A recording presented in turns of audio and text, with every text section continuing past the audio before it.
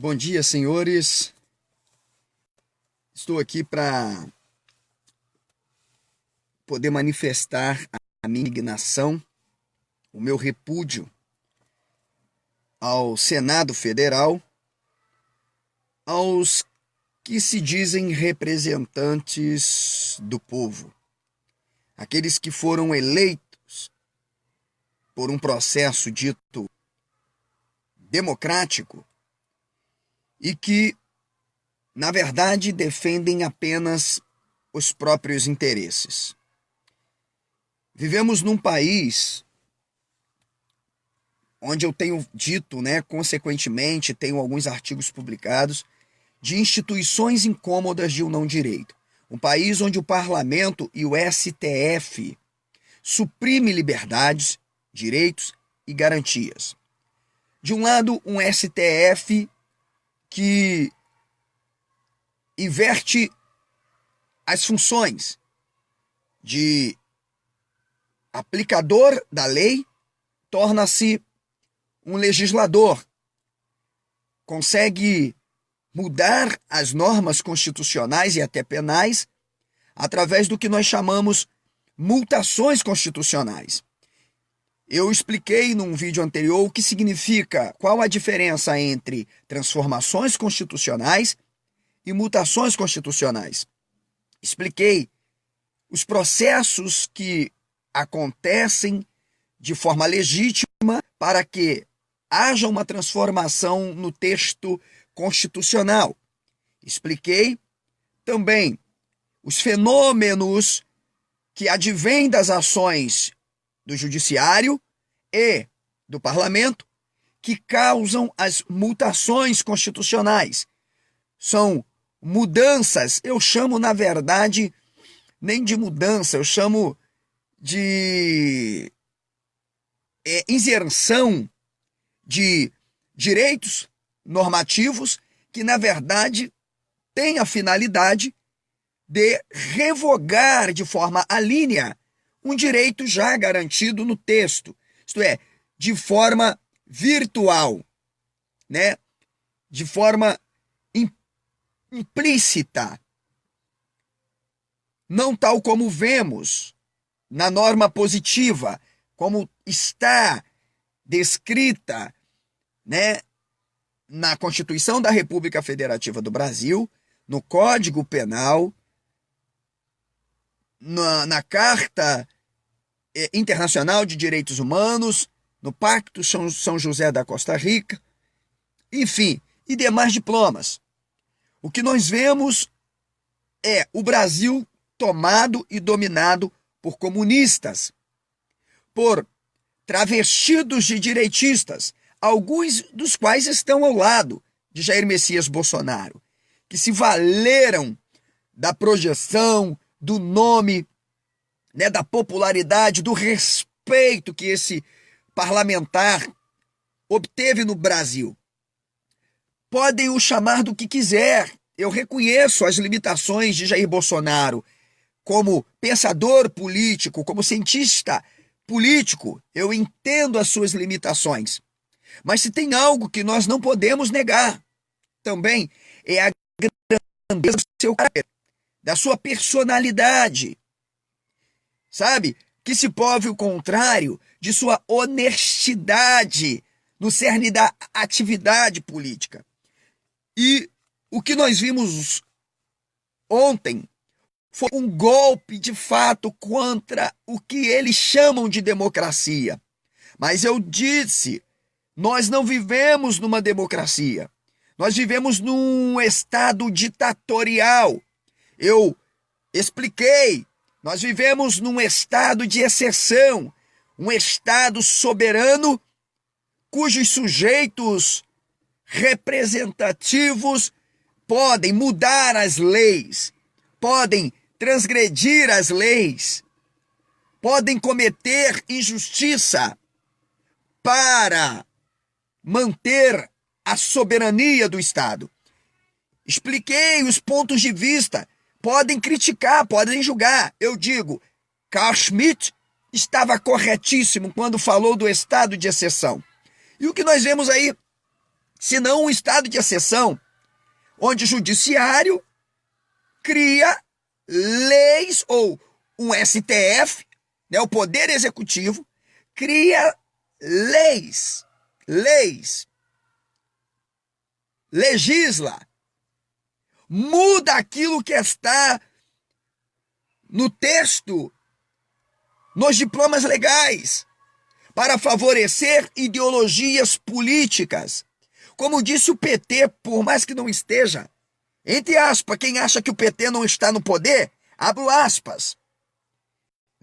O PT sempre esteve e vai continuar no poder. Porque os 30 anos de governos alternativos do socialismo no Brasil, olha, nada mais foi do que emparelhando os poderes, conseguindo penetrar na superestrutura, estrutura, infraestrutura e conseguindo transformar o Brasil nisso que vocês estão vendo. E ontem, minha gente, o que nós tivemos foi apenas o nocaute. Se lá em 2005, no plebiscito, onde nós votamos contra isto aqui, olha, nós votamos contra este lixo aqui, nós votamos para que um direito não fosse tirado, nós votamos para que o povo tivesse a liberdade de se proteger, de defender, sobretudo, o maior patrimônio do ser humano, que é a própria vida. Num país onde o indivíduo que sai para cometer um furto e assassina alguém responde pelo crime de latrocínio ou um crime concorrente. Sabe por quê? Porque esse é o Brasil miserável que nós vivemos, onde o seu bem não tem o direito de proteger o seu maior bem, a sua vida, o seu patrimônio maior, sua existência, o direito de ir e vir, de poder chegar em casa, abraçar a esposa, abraçar os filhos. Já não basta termos uma segurança pública deficiente, termos agentes públicos como policiais que estão desarmados, estão desprotegidos, tanto belicamente quanto juridicamente. Precisamos mudar este país. E vocês estão achando que vamos mudar como? Soltando flores, como dizia Bolsonaro, né? Levando flores, soltando pombinhas, jogando pétalas de rosa, cantando, rodando, fazendo um círculo numa árvore. Não! Enquanto a massa bolsonariana ou bolsonarista não tomar uma posição de fazer uma política, uma revolução como a esquerda fez, o Brasil continuará sendo uma ditadura disfarçada de democracia. É isso que nós estamos vivendo. Daqui a pouco eu vou estar queimando este lixo. Estou fazendo esta live dentro do carro, mas daqui a pouco eu vou estar queimando essa desgraça. Porque em 2005, nós decidimos pelo direito de legítima defesa, mas o nosso direito não foi garantido. Aí elegemos um presidente cujas pautas já atendiam os anseios da população. Tanto foi eleito pela maioria, mas o Senado, a CCJ com os crápulas disfarçados de democratas, golpearam a nação mais uma vez. E nós sabemos, meus senhores, que a grande maioria desses políticos está cupulada com organizações criminosas. Quem faz com que material bélico, armas de grande porte entre neste país são os políticos, os maiores financiadores. E daqui a pouco o Facebook vai fazer a minha live cair. Porque falar que os políticos na nação são os financiadores do narcotráfico, que são eles que abrem as fronteiras para a entrada dos armamentos mais pesados que se possam imaginar, dos quais os policiais não têm em mão, mas o tráfico tem, né? Nem no exército encontramos armamentos tão pesados de grande calibre como vemos na mão do tráfico. Ora, este é o Brasil que nós estamos vivendo. Aí eu disse para os meus amigos, eu quero sair este ano ainda do Brasil. Eu quero ir para um país diferente. Um país onde meus direitos sejam respeitados. Um país onde, de fato, não haja um neoliberalismo disfarçado. Um país onde, de fato, eu possa investir, não possa ser oprimido por alta tributação, encargo, taxas e taxas e taxas, para conseguir desenvolver a minha atividade profissional. Um país onde um ser humano que passou anos dentro de uma escola, numa universidade, concluiu a sua graduação, pós ou mestrado, pode desempenhar esta função, saber que vai sair dali, que os anos que investiu de vida acadêmica não serão desperdiçados. Por quê? Porque é um país que não tem geração de emprego, é um país onde somente as elites empresariais, né, exercem o poder e o direito. Um país onde a estrutura política, o bem público, é usado como cabide de emprego, tirando o direito daqueles que, na verdade, estudaram para poder chegar em algum lugar. Um país onde, desde os municípios aos estados, o que você encontra é o quê? É o cabidamento de emprego, pessoas despreparadas, desqualificadas, pessoas que muito mal estudaram na vida, exercendo cargos e funções porque apoiaram o político A, apoiaram o político B, apoiaram o político C. Enquanto isso, você, miserável, desgraçado, que estudou, tá aí com seu diploma empoeirado na parede, tá aí sofrendo, trabalhando, sabe de quê? De camelô, vendendo bala no trem, vendendo picolé, de porta em porta. Enquanto isso, semi-analfabetos estão exercendo a função que você poderia exercer. Este é o país que nós estamos vivendo. Um país onde aqueles que dizem que estão defendendo o direito do povo estão oprimindo o povo. Eu cansei desse país, eu cansei. E ainda vem os falsos moralistas, travestidos de cristãos, de democratas, de libertários, dizerem: não, Jesus que é a paz. Olha, Jesus semeou amor. Nós precisamos dar um livro na mão. Entenda, abestado, entenda, ignorante, entenda, discípulo de ignorante, porque discípulo de ignorante é ignorante. Entenda. Essa educação que você diz, esse livro que você diz que tem que estar na mão, né, dos alunos do ensino fundamental, do ensino médio, esses livros que eles dizem que é através da educação que vão realmente tornar o Brasil um país de paz, um país de igualdade, né, onde haja isonomia de verdade. É esta educação que está corrompida, esta educação que conseguiu transformar o Brasil nesse poço de promiscuidade, onde o grau de idiotismo, de ignorância é muito grande, e se ver mais ainda. Sabe onde?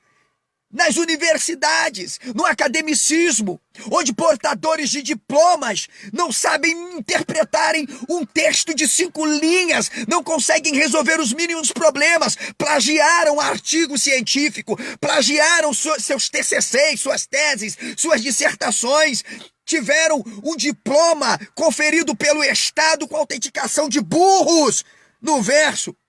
Sabe por quê que a esquerda que aí está diz precisamos de um livro na mão para que não haja uma arma na mão, né? Sabe por quê? Sabe por que eles fazem isso? Porque é através da educação que eles corrompem a família, é através da educação que eles conseguem manipular a nossa juventude. Hoje nós saímos pela cidade, é moça de mãos dadas beijando na boca de moça, é rapazes, né, andando de mãozinha dada, beijando, desrespeitando uma consciência moral histórico, coletiva, que está entranhado dentro da sociedade, uma sociedade que construiu valores, e não é questão de preconceito, não, é questão de conceito definido, de consciência moral, que se construiu numa sociedade historicamente tradicional. E o que nós vemos? São professores. É por isso que o Alessandro é odiado na cidade de Itaocara. É por isso que dizem que o Alessandro é polêmico. É por isso que diz que o Alessandro não presta. Sabe por quê? Porque eu não pactuo com safados. Eu não pactuo com políticos corruptos. Eu não pactuo com indivíduos que dizem que querem uma nova Itaocara, um novo Brasil, um novo Rio de Janeiro, mas estão incubados por baixo dos panos, fazendo a mesma velha política. É isso. É por isso. É por isso, eu estou sim revoltado, porque todos os dias amanhecemos com a perda de um direito, quando não é pelo Congresso Nacional, é pelo Judiciário, é lá no STF. São as estratégias da esquerda. Olha, como eu falei de Eros Graus, inclusive senhores juristas da minha página, ex-professores dos quais alguns eu ainda considero por serem verdadeiros pesquisadores, intelectuais honestos. Eu quero falar para vocês, eu sou autodidata assim em direito. Em 2014 tranquei o curso de direito e daí eu resolvi estudar dentro da minha casa todos os campos e ramos do direito. E quero deixar claro, o meu livro, A Filosofia das Linguagens e Teorias Hermenêuticas, estará disponível para todos que quiserem adquirir esta obra, principalmente os juristas, onde eu trato sobre as teorias ou as falsas teorias que se implementaram estrategicamente dentro do judiciário brasileiro para criarem transformações, mutações constitucionais, perdas do direito, teoria argumentativa. Sabe para quê? Para poderem estabelecerem o plano de um governo ditatorial, de um regime socialista, comunista neste país.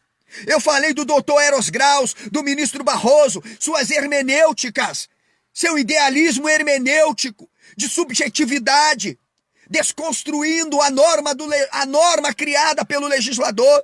Doutor Eros Graus dizia, olha, um texto não é norma, um texto é texto.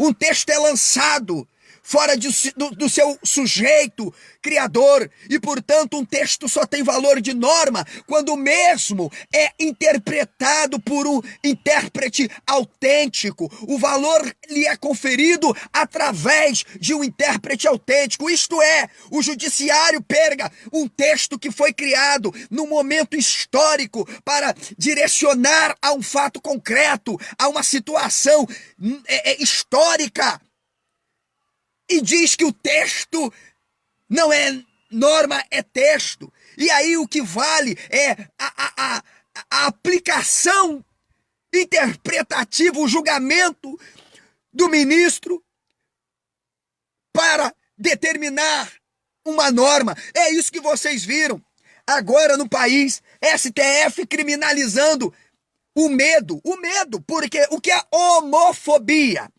Homofobia é o medo. Homofobia é medo, é medo. Entenda, a homofobia não é a caracterização de uma aversão ao homossexual. Não. A homofobia é apenas o medo. É um sentimento, é uma consciência de que o outro está fora do seu contexto natural, biológico, social. Isto é homofobia, onde se viu alguém ser criminalizado, né, punido, porque simplesmente não aceita uma conduta, porque é conduta. Homofobia não é doença, é uma opção, que se cria. Né? Ninguém nasce homossexual e vimos aí esse STF podre. Quem está legislando no país, isso que eu disse, um bando de promíscuo. Senhores e senhoras, desculpem a delonga da minha live, mas eu estou indignado, sabe por quê? Vou falar para vocês, porque se amanhã, politicamente, como vocês sabem, que eu não tenho papas na língua e nem vendo o meu caráter. Sofro ameaça de todos os gêneros, porque as pessoas sabem nessa cidade a influência que eu tenho politicamente, onde alguns que têm rabo preso temem o Alessandro Moreno sim, porque aqui eu tenho respeito, eu tenho caráter, eu tenho uma história de vida, eu não tenho rabo preso. E é a confiança que as pessoas têm em mim que leva alguns que inclusive se dizem meus amigos temerem eu lançar minha candidatura a qualquer cargo nessa cidade, inclusive de prefeito. Então eu corro risco, quer dizer, sabe o quê? Que se um vagabundo chegar aqui para tentar contra a minha vida, eu não posso me defender, né? E se me defender, eu vou preso. Por quê? Porque existe uma lei que diz que aquele que porta, aquele que tem a posse de forma ilegal de uma arma, já está cometendo um ato ilícito. E ainda que eu tenha minha vida correndo risco de morte, né? De ser ceifado, eu não posso. O infeliz que vier a me abordar perdeu-te. Eu não posso puxar o Guilherme e meter na cara e dizer, tá aí, achou, filho. Eu não posso, né? Por quê? Porque o parlamento com o judiciário tá criando isso. Então, minha gente, sabe por que o indivíduo como Alessandro é tratado como louco? Simples. Porque vivemos num país de corruptos e ignorantes. Então, como fizer... Eu tô surpreso de me chamarem de louco? Claro que não. Se chamar o maior gênio da história brasileira, da política brasileira, Enéas Carneiro. Se desprezaram Roberto Campos, a mente mais extraordinária que a política brasileira já teve. Se estão achincalhando, não concordo com muitas besteiras que Olavo de Carvalho fala, mas é uma mente incrível da filosofia, de um jornalismo de fato, prático, ético, imparcial, né? Se chamam Olavo de tudo isso. Quem é Alessandro? Quem é Alessandro? Né? Quem é Alessandro? Então eu estou indignado. Aí vem os pastores evangélicos. Olha, me desculpe, senhores pastores.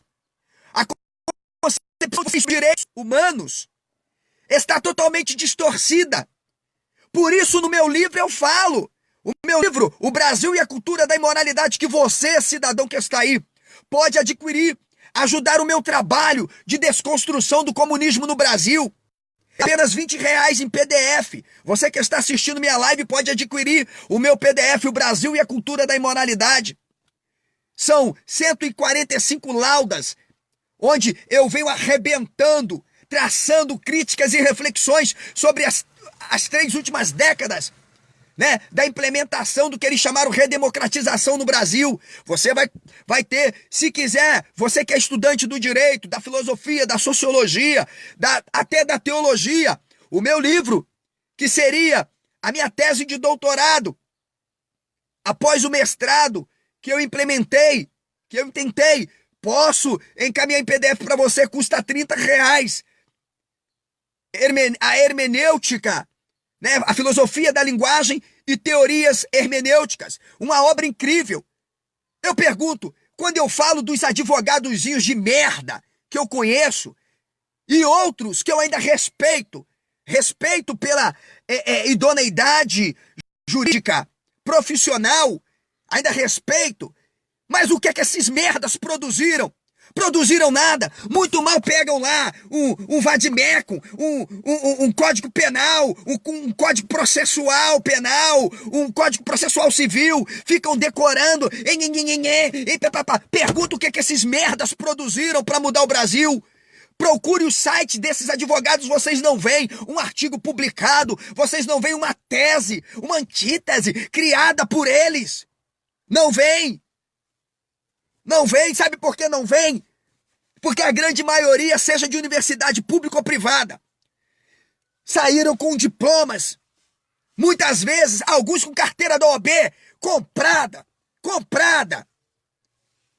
A OAB tá aí, é uma organização que já perdeu o respeito e a credibilidade no país. Perdeu o respeito. Ela não respeita nem os bons advogados que foram constituídos. Ela tem na verdade, envergonhado a classe profissional decente de juristas deste país, operadores do direito. Esta é a verdade. Então, senhores, eu vou encerrando por aqui.